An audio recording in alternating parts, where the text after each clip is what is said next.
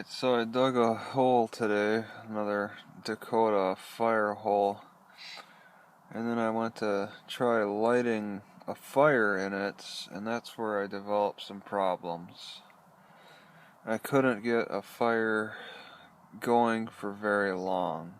I was dealing with more wet wet conditions, and nothing was lighting up for very long.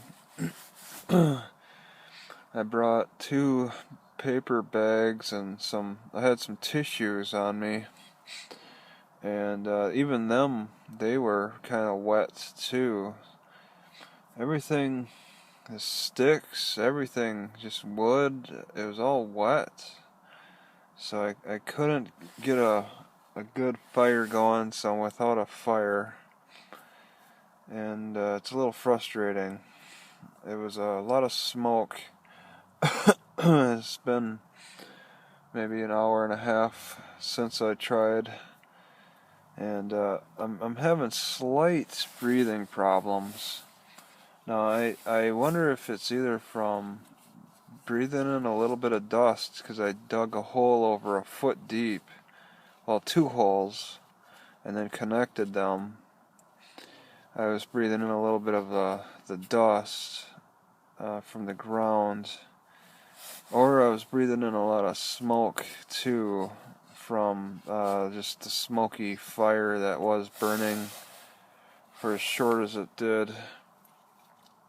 Is those 2 options.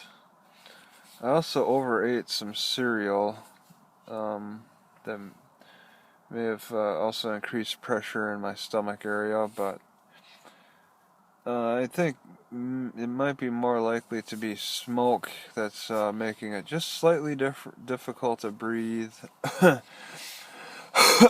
I'm just doing a little bit more coughing and stuff. So there's a failed fire, and now I'm just kind of left with this. I got eggs from a food bank, and there's nothing I can really do with them. I think I might try to make a fire tomorrow, and I really need to get it right. Yeah, it could be partly my technique, but there's a lot of, everything is wet.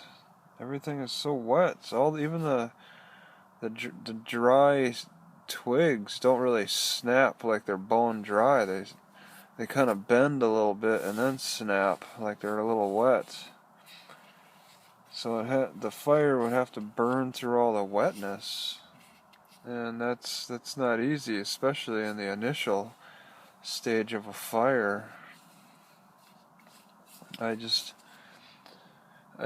need to start working on building up a little bit of a fire starter base.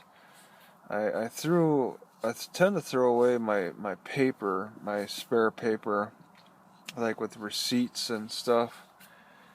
But I think maybe I should start putting them together and keeping them in a pile, just not too much of a pile, but in somewhat of a pile in my car, just to have them available to use for a fire starter.